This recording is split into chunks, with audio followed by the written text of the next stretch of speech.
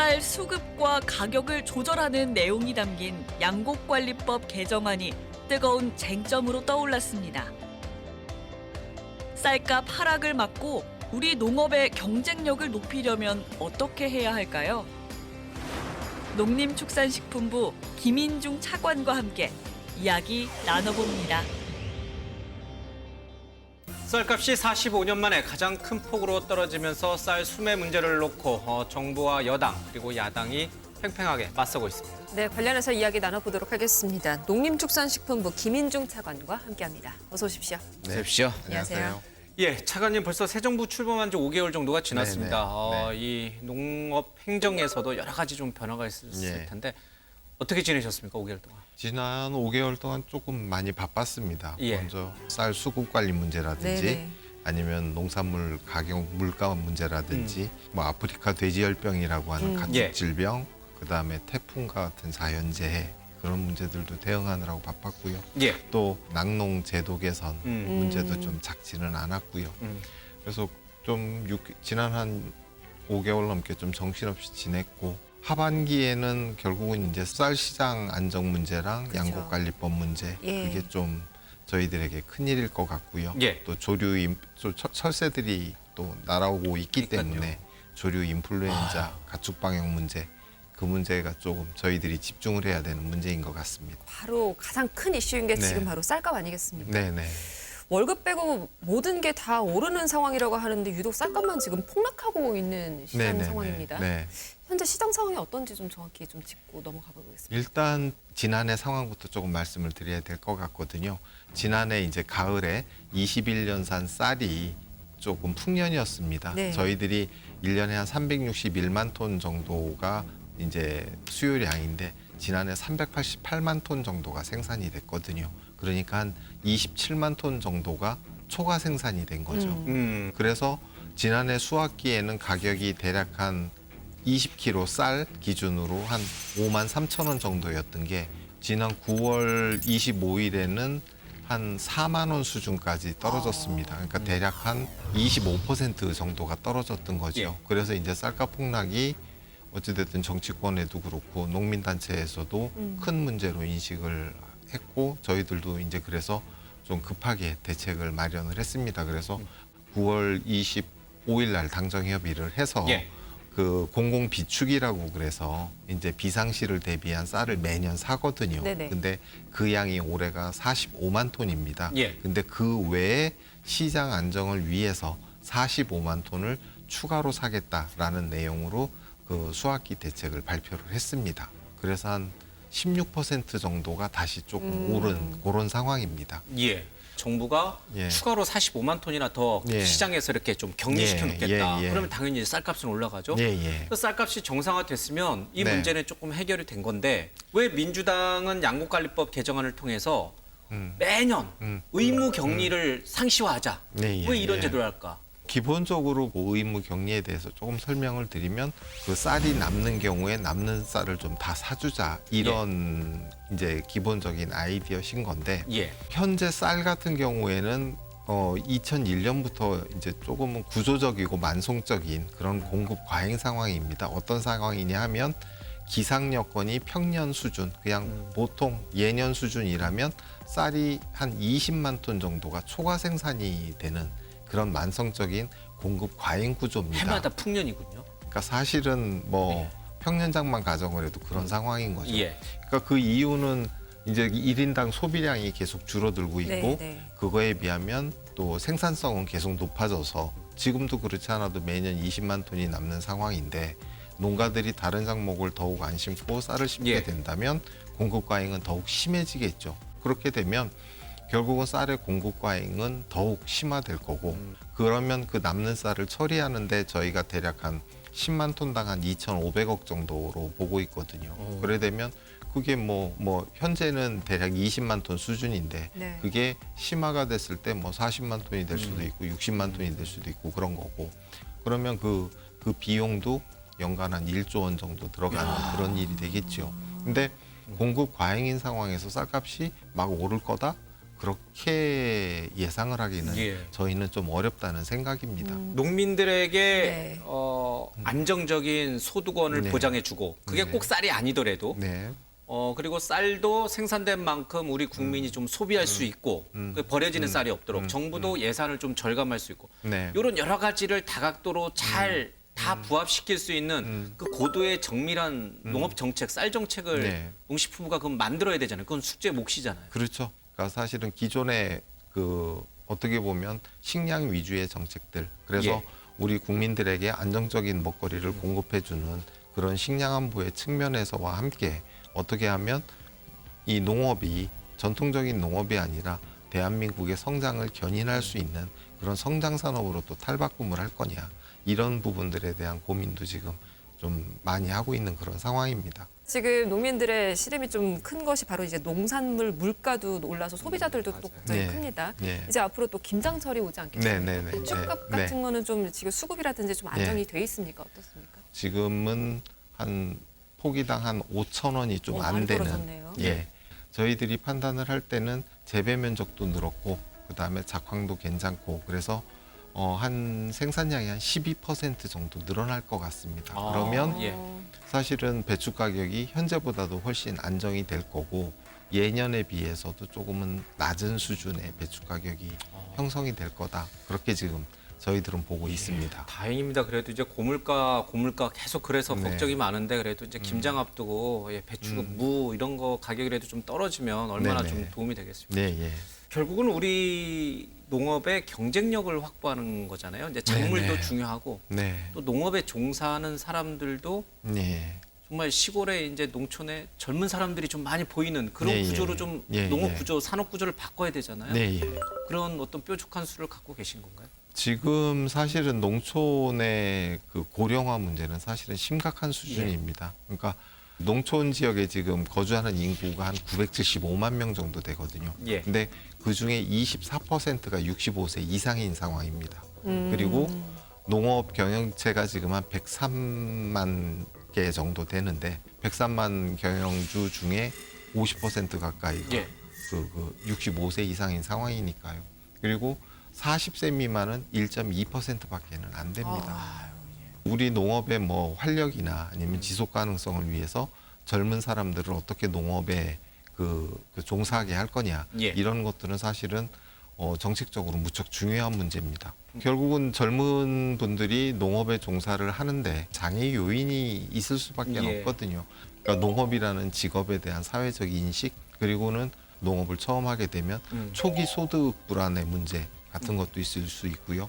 그다음에 초기에 창업을 하려면 자본이 없다 보니까 농지를 어떻게 구입하며 주택은 또 어떻게 구입하며 이런 식의 문제들도 예. 있을 수 있는 거기 때문에 정부 입장에서는 그런 부분들을 사실은 종합적으로 그 지원을 해서 좀 초기에 창업을 하고 그다음에 농촌에 정착을 하는데 도움이 되는 그런 정책 수단들을 좀 최대한 그 지원하려고 하고 있습니다. 예. 그래서 27년까지 3만 명 정도가 농업에 신규로 참여를 하겠다라는 그런 계획을 세워서 좀 밀도 있게 추진을 하려고 합니다.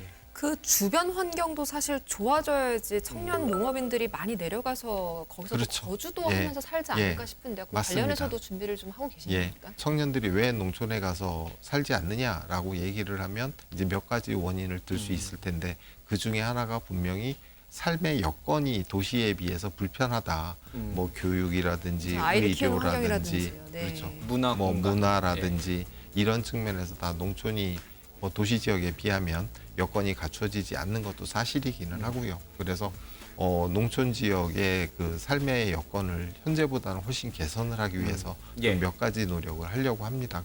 가장 대표적으로는 저희들이 이제 삶의 질 지수라고 하는데 대한민국에서 산다면 어디서든 최소한 그 충족돼야 되는 서비스 수준은 공급되게 하겠다라는 게 이제 그 서비스 기준이라고 하는 예. 거를 그 저희들이 만들어서 가능하면 농촌 어디서든 그 서비스 기준은 충족될 수 있게 하려고 하고요. 예. 그리고 농촌 지역의 그 생활 SOC라고 그래서 그런 뭐 행정 서비스라든지 문화 서비스 뭐 그런 각종 서비스들이 좀 한 군데서 원스톱으로 이루어질 수 있게 그런 그 생활 SOC 같은 것도 좀 전국적으로 확산을 하려고 하고 있습니다. 네. 그래서 그 생활 SOC가 농촌 지역의 그런 삶의 질 서비스에 좀 구심점이 될 수 있도록 그렇게 좀 하려고 합니다. 그러게요. 농업 인력 구조 개선도 해야 되고 또 농업과 밀접한 것이 바로 또 기후잖아요. 그래서 네, 사실 네. 요즘에 또 기후 네, 변화 때문에 네, 네. 많은 어려움도 겪고 있고요. 네. 관련해서 스마트 농업을 더욱더 확산하신다는 계획을 네, 발표하신 네, 것으로 네, 알고 있습니다. 네. 자세한 내용이 어떻게 되나요? 지금 스마트 농업 같은 경우에는 저희들 같은 경우에는 온실이나 축사 이런 데 중심으로 이제 이루어지고 있거든요. 올해 기준으로 보면 대략 한 온실은 한 7,000헥타 정도, 1헥타가 한 3,000평 정도 되니까요. 한 7,000헥타 정도. 그다음에 축산 같은 경우에는 한 5,750농가 정도. 그래서 27년까지는 전체 농업 생산, 그러니까 노지를 포함한 전체 농업 생산의 한 30% 수준이 스마트 농업이 이루어질 수 있게 하려고 합니다. 그러면 결국은 뭐 요새 고령화되고 노동력이 부족한 시기에 스마트 농업을 하면 노동력은 한 15% 정도 절감을 할 수 있고 네. 생산성은 한 30% 정도로 올릴 수 있거든요. 그러면 아마도 우리 농업의 경쟁력이나 체질은 훨씬 좀 강화가 예. 될 수 있을 거다 그렇게 생각을 합니다. 농림수산식품이잖아요. 그렇죠? 네, 식품이 네, 또 네, 들어가잖아요. 네, 네, 예. 네. 식품도 사실은 굉장히 빠른 속도로 변화와 뭔가 예, 혁신이 그렇죠. 이루어지고 있는데 예, 예. 이쪽도 굉장히 고부가치 산업인데 이쪽을 네. 어떻게 육성하실 생각이십니까? 그 우리 식품 분야에서 이제 가장 많이 지금 그 논의되고 있는 주제 중에 하나가 푸드테크라는 거거든요. 네. 예, 뭐 간단하게 말씀드리면 푸드와 그다음에 테크놀로지에 기술이 결합된다는 결합된. 겁니다. 그러니까 식품 분야에 뭐 그 AI라든지 아니면 데이터라든지 아니면 ICT 기술이라든지 이런 최첨단 기술을 접목하는 것 예. 그거를 이제 얘기를 하고요. 조금 더 구체적으로 예를 들면 뭐 배양육이나 대체육 이런 그 대체 식품 분야, 그다음에 3D 식품 프린팅 이런 거, 그다음에 뭐 로봇을 이용해서 조리를 한다든지 뭐 서빙을 한다든지 배달을 한다든지 이런 것들이 조금은 더 푸드테크의 구체적인 모습이 될 것 같고요. 예. 모든 산업 분야가 다 그렇기는 합니다만 그 이 푸드테크 같은 경우에도 결국은 조금 벤처적인 성격이 되게 그렇죠. 강합니다. 네네. 그래서 어떻게 보면 기술을 어떻게 빨리 개발을 해내고 그다음에 민간 자본을 또 거기에 투자를 하고 그다음에 정부도 그거를 지원하기 위한 제도적인 뒷받침을 하느냐 이런 부분들이 예. 사실은 푸드테크 산업을 육성해 나가는 데 있어서 핵심적인 과제로 보고 있거든요. 그래서 저희 농식품부에서는 이제 11월 중에 그런 내용들을 좀 종합적으로 담아서 그 푸드테크 육성 방안이라는 대책을 좀 발표를 할 준비를 하고 있습니다. 예. 관심을 좀 가져주시면 감사하겠습니다. MBN에서 아주 열심히 그런 것들은 보도를 좀 해드리겠습니다. 예. 짧지 않은 시간 동안 말씀을 주셨지만 그래도 못다 하신 얘기가 좀 있을 것 같습니다. 뭐 하고 싶은 얘기 혹시 있으시다면 또 아니면 꼭 이 부분을 좀 중점을 두고 이제 윤석열 정부 내에서 좀 하겠다라고 생각하시는 부분이 있으십니까? 그러니까 무엇보다도 사실은 그 농업이라는 산업 자체가 그 산업화가 진전이 되면서 예. 사실은 국민 경제에서 차지하는 규모 이런 부분들도 많이 줄어들었고요. 그러다 보면 고용 비중 같은 것도 줄어들 수밖에 없고 사실은 농업의 중요성에 대한 인식 이런 것도 점점 옅어져 가고 있는 예. 게 사실이거든요. 근데 농업이 없이 우리 국민들의 생활이 가능하냐? 그렇지는 아니거든요. 그리고 또 한편으로 보면 우리 농업이 워낙 그 영세한 소농 구조가 오랫동안 지속돼 왔고 사실은 자본이나 기술이 그렇게 축적되지도 못한 그런 측면이기 때문에 되게 오랜 기간 동안 농업의 경쟁력이나 성장이 정체되는 그런 부분들이 많이 그 문제점으로 지적이 돼 왔습니다. 그래서 윤석열 정부에서는 그 두 가지의 토끼를 좀 다 같이 좀 잡아보려고 합니다. 그래서 우선 국민의 먹거리를 안정적으로 공급하는 안보 산업이 돼야 되겠고 또 하나는 대한민국의 경제 성장을 견인하는 성장 산업이 돼야 되겠다. 그렇게 그 두 가지의 토끼를 잡도록 노력을 하겠습니다. 예. 많이 관심 가져주시고 또 지원을 해주시길 예. 부탁을 드리겠습니다. 열심히 돕겠습니다. 네, 알겠습니다. 자, 코로나19 팬데믹 또 기후 위기를 겪으면서 식량 안보에 대한 중요성도 커지고 있는 요즘입니다. 이번에 마련한 대책으로 쌀값 안정화는 물론이고 우리 농업의 어려움이 해소되기를 기대해 보겠습니다. 자, 오늘 말씀 여기까지 듣도록 하겠습니다. 고맙습니다. 네, 감사합니다.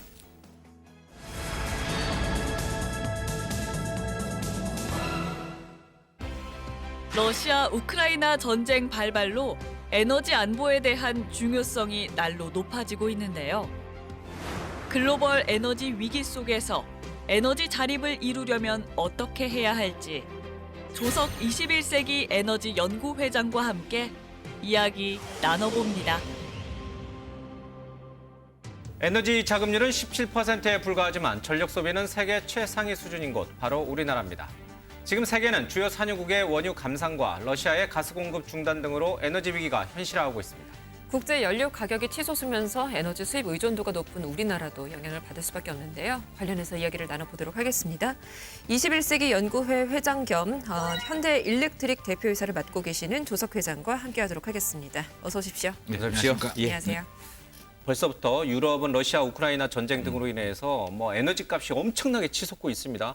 강제로 난방을 줄인다 이런 얘기도 나오고 어떻습니까? 지금 현재 보시기에 이 에너지라는 게 우리는 몰라요. 우리 한국에 살고 계신 분들은 너무나 풍족하니까. 근데 정말 위기가 오고 있는 겁니까? 전 세계적으로? 지금 전 세계적으로 에너지 위기라고 합니다. 근데 예.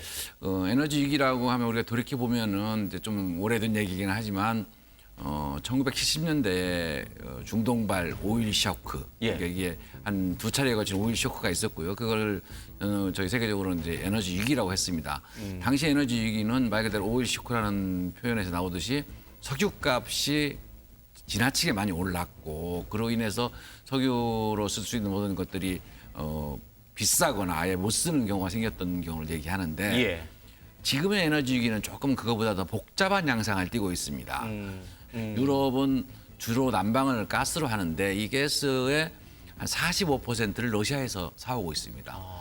그런데 지금 러시아 우크라이나 전쟁 등등으로 지금 수급도 어렵고 가격도 많이 올라가고 있습니다. 그래서 유럽이 이제 겨울을 어떻게 날 것이냐 하는 걱정을 합니다. 예. 또 다른 이슈인 이제 석탄도 중요한 에너지원인데 아시다시피 기후 변화 협약 등등으로서 석탄은 온실가스가 많이 나온다고 하니까 이 석탄을 어떻게 쓸 것이냐의 문제도 지금 굉장히 숙제가 되고 있고요. 원자력은 지금도 굉장히 지금 논쟁이 되는 쟁점입니다. 네. 예.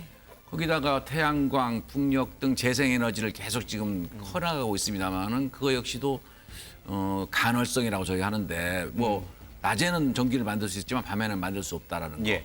이런 걸 어떻게 해결할 것인가 하는 숙제들이 남아 있습니다. 그래서 한마디로 70년대 이후에 다시 오는 에너지 위기다. 그런데 그 양상은 그때보다 훨씬 더 복잡하다. 그래서 이 복잡한 양상을 어떤 식으로 풀어나가야 될지가 우리 인류에게 주어진 큰 숙제인 그런 국면이다. 저는 그렇게 보고 있습니다. 결국 지금은 에너지 안보가 이슈인 것 같고요. 이것이 결국에는 국가 경쟁력이랑 또 연결이 되는 부분 아니겠습니까? 근데 우리나라는 굉장히 에너지 분야에 취약한 나라잖아요. 그렇습니다. 지금 세계 경제에 굉장히 많이 휘둘리는 것 같은데요. 그렇습니다. 에너지 안보라는 거는 결국은 그 나라가 경제 활동을 영위하기 위해서 필요한 에너지원을 중단 없이 적절한 가격으로 공급할 수 있는 걸 의미합니다. 그런데 우리 같은 경우에 있어서는 에너지라고 하는 석유, 가스가 전혀 없지 않습니까? 예. 그러니까 다른 나라가 위기 아닐 때도 우리는 사실 위기였습니다. 어차피 수입해서 써야 되니까. 수입해서 쓰 그렇지 않았던 나라들도 지금 위기 국면을 가지고 가기 때문에 우리로서는 이제 그들과 또 경쟁해야 되는 그런 어려움이 있죠. LNG라고 그러는데 이게 액화 천연가스입니다. 우리나 일본 등은 다 액화된 상태로 사고 있었다면은 유럽 국가들은 러시아로부터 파이프를 통해서 받았었거든요. 근데 이제 그래서 유럽 국가들이 러시아에서 공급받기가 어려우니까 우리도 LNG로 사겠다고 하면 시장의 수요가 더 커지지 않겠습니까? 이제 그런 것들이 아주 복합적으로 작용을 하죠. 그래서 굉장히 어려운 국면이고 지금이야말로 슬기로운 대처가 필요한 시점이라고 생각을 합니다. 유럽만 지금 이 러시아 우크라이나 전쟁으로 에너지 위기를 겪는 게 아니라 언제든지 우리는 유럽 꼴이 될 수 있다 이런 뜻이군요. 기름 한 방울 안 나가는 나라다 이런 표현을 많이 하지 않습니까?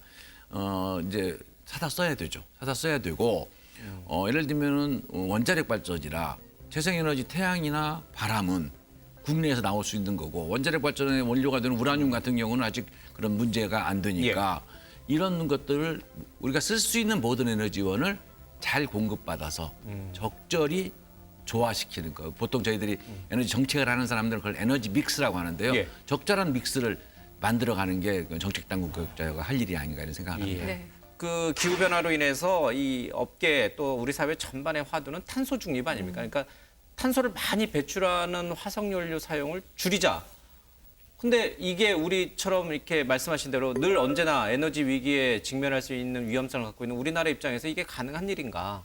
가능성의 여부는 이제 시간을 두고 지켜봐야겠지만 해야 된다는 명제는 분명합니다. 왜냐하면은 기후 변화라는 게 결국은 지구가 온난화되고 있다는 뜻이고요. 예. 통계적으로 지난 100년 동안 지구 온도는 1도 이상이 높아졌고 해수면도 더 높아지고 이러고 있습니다. 그러면 이 현상은 사실로 나타나고 있는 거고 이 원인은 결국 인간의 행위에서 비롯된 것이다. 네. 인간의 행위는 무엇이냐? 주로 화석연료를 사용하고 화석연료에서 나오는 이산화탄소 등 온실가스가 결국 지구를 따뜻하게 한다는 뜻이거든요. 그러니까 이걸 줄여나가야만이 지구에 지속 가능한 미래가 있다는 거에 대해서는 누구도 부정하지 않습니다. 예. 해야 되죠. 그래서 저희가 탄소 중립을 하겠다고 하고 온실가스를 줄이겠다고 하고 있습니다.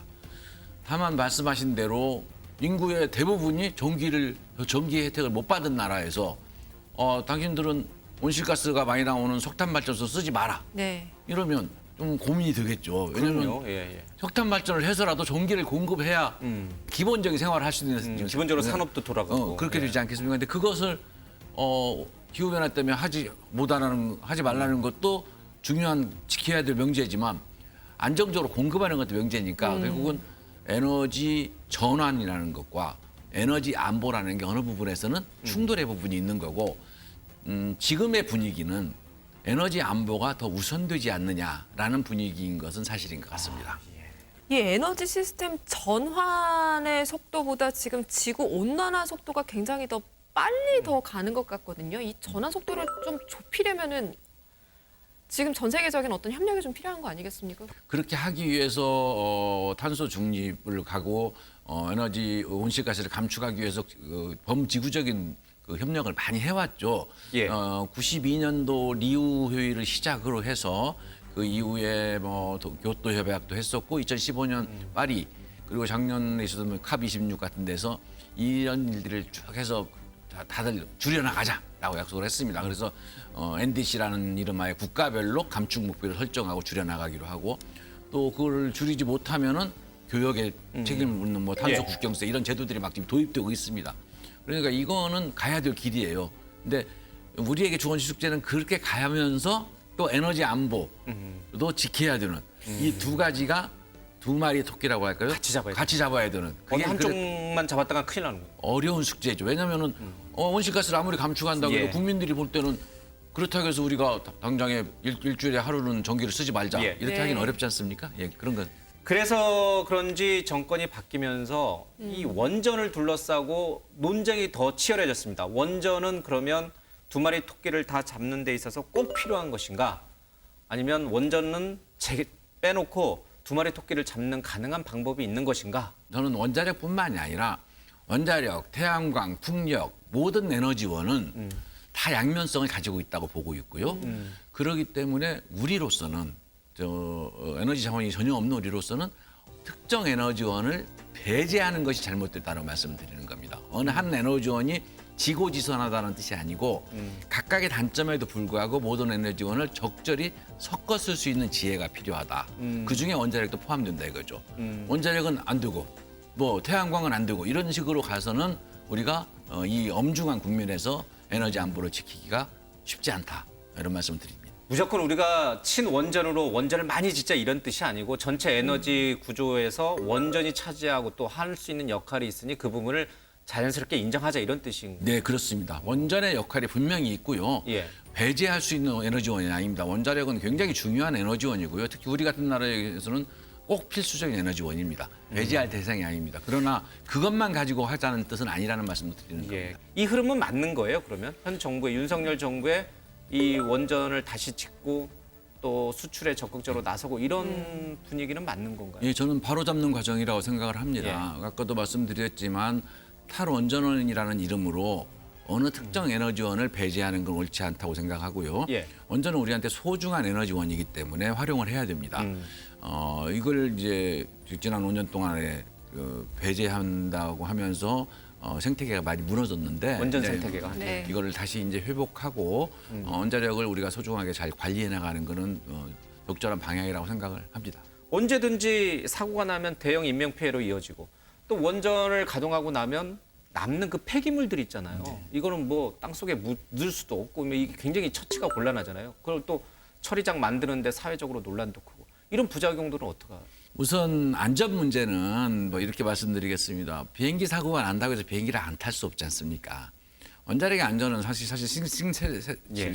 통상 얘기하는 것보다는 훨씬 좀 과대하게 얘기하는 경향이 있고요. 네. 지금 뭐 원자력 사고를 뭐 그렇게까지 과대하게 볼 건 아니고 또 원자력 발전을 하시는 분들이 그거는 적절히 관리하고 있다고 저는 생각을 합니다. 그래서 잘 관리하면서 써야 된다. 그러니까 원자력을 사용하되 안전을 최우선으로 사용하자 이렇게 말씀드릴 수 있고요. 예. 폐기물 문제는 굉장히 어려운 숙제인 건 사실입니다. 다 모든 국가가 가지고 있는 어려움이고요. 특히 고준위 폐기물이라고 하는 고준위 방사성 폐기물은 처리가 하는데 상당히 어려운 숙제가 필요한 건 사실입니다만은 결국은 그것도 우리가 풀어야 할 숙제라고 봅니다.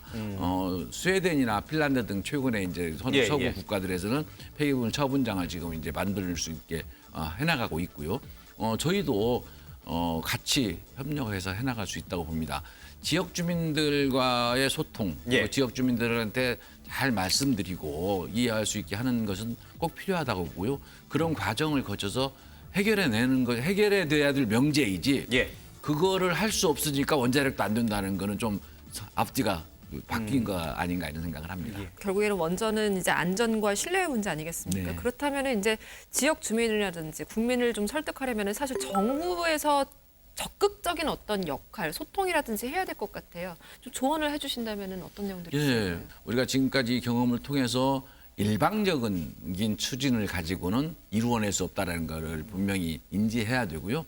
그래서 여러 단위가 구체적인 노력 그 단위는 여러 가지가 있겠죠. 예를 들면은 일반 주민들한테 아니면 지방자치 단체한테 지역의 이해관계자들한테 이렇게 설득하는 방법이 다 다르겠습니다만은 그 과정을 끊임없이 지속적으로 그리고 해나가야 되고 그리고 이제 신뢰를 가질 수 있도록 해나가야 되는 게 예. 필요하고 그 일을 정부가 중심이 돼서 해야 되겠죠. 기후 변화 대응을 위해서 이제 멈췄던 원전을 재가동하는 국가들이 늘어나고 있습니다. 그러면은 탄소 중립을 위해서는 원전을 재가동하는 흐름이 맞는 거라고 볼 수 있는 예, 건가요? 원자력 발전소는 기본적으로 온실가스를 배출하지 않는 에너지원입니다. 네. 지금 아까 탄소 중립은 온실가스 배출을 제로로 하자는 얘기지 않습니까? 결국은 원전을 많이 써서 그것이 온실가스를 배출하는 석탄이나 가스나 석유 발전소를 대체한다면 그건 탄소 중립에 도움이 되는 일이죠. 그래서 그런 것들 때문에 요즘은 다시 원자력에 대해서 재조명하는 분위기가 있는 것 같습니다. 예. 지속적으로 적절한 가격에 안정적으로 에너지를 공급하는 게 에너지 안보고 그건 굉장히 중요하다. 우리는 사실 그 부분에서 굉장히 취약성을 갖고 있다고 말씀하셨잖아요. 이 정책은 어떻게 봐야 돼요? 그러니까 한전이 계속 적자를 떠안으면서 안정적으로 아주 낮은 수준의 에너지를 우리 국민 서민들에게 공급하는 게 맞는 건지 아니면 가격이 오르가는 만큼 전기값도 올리는 게 맞는 것인지. 수익자 부담이라는 원칙에서 본다면은 한전이 정상적인 경영을 할 수 있는 가격은 유지해야 된다고 저는 생각을 합니다. 한전이 적자라는 거 우선은 가격이 싸니까 좋다고 할지 모르지만 훗날 전기 쓴 사람이든 안 쓴 사람이든 모두 다 세금 형태로 부담을 하지 않으면 예. 한전이 운영을 못하게 되는 경우가 생기지 않겠습니까? 그런 면에서 적절한 가격이 필요하다고 보고요. 또 아까 에너지라는 각도에서만 보더라도 그러니까 아까 그 면을 떠나서 예. 보면 어차피 에너지를 얼마나 소비하느냐는 가격에 따라 다른 거 아니겠습니까? 가격이 비싸면 좀 적게 쓸 거고 가격이 싸면 많이 쓰지 않겠습니까? 누구라도 어느 상품이나 마찬가지지만 그러니까 적절한 가격을 유지해 줘야 우리 같이 에너지가 없는 나라에서는 그 수요가 좀 줄어들고 소비도 좀 줄일 수 있는 방법이 아닌가. 에너지 빈국이고 뭐 세계의 흐름도 굉장히 영향을 많이 받는 우리나라 입장에서는 이 에너지 정책을 지금 어떻게 좀 끌고 가야 되는지 그 큰 방향도 좀 회장님께서는 어떻게 생각을 하고 계신지도 궁금합니다. 에너지 정책은 우선 좀 장기적인 게 필요하고요. 그래서 특별하게 기발한 아이디어가 필요하다고 저는 생각하지는 않습니다. 예. 그러니까 우선 첫째는 이제 수요 관리인데 좀 적게 써야겠죠. 근데 적게 쓰는 게 우리가 뭐 전기 한 등 끄기 캠페인 이것만 가지고 되지는 않고요. 아까 말씀드린 대로 적절한 가격 정책이 있어야 수요가 네. 좀 줄어들 거고 또 기왕이면 같은 에너지를 쓰더라도 좀 더 효율적으로 쓸 수 있는 기술 개발도 필요할 것이고요. 그다음에 뭐 국민들의 같은 동참도 필요할 것이고 이게 적절히 잘 조화되는 정책이 필요하고요. 예. 두 번째로는 이제 공급 측면에서 보면은 아까 말한 대로 적절한 믹스. 우리가 없는 나라는 모든 에너지원을 적절히 잘 쓸 수 있는 에너지 믹스 정책이 필요하다고 보여집니다. 예. 그다음에 이제 아까도 얘기하셨지만 지역 주민들의 갈등이나 이런 걸 해소할 수 있는 갈등 관리도 굉장히 중요한 숙제라고 저는 생각을 합니다. 예. 자, 전문가들은 이 세계를 휩쓴 에너지 대란이 당분간 계속될 것이라는 전망을 내놓고 있습니다. 에너지 안보의 중요성이 커지면서 세계 각국은 이 에너지 확보를 위한 아주 치열한 경쟁을 벌이고 있습니다. 에너지 빈국인 우리나라 역시 에너지 대란에 대응할 수 있는 정책 마련이 시급해 보이는데요. 정부와 민간이 힘을 모아서 에너지 자립을 위한 정책을 마련해 보기를 기대해 보겠습니다. 자, 오늘 토요일 포커스는 여기서 마칩니다. 함께해 주신 여러분 모두 고맙습니다.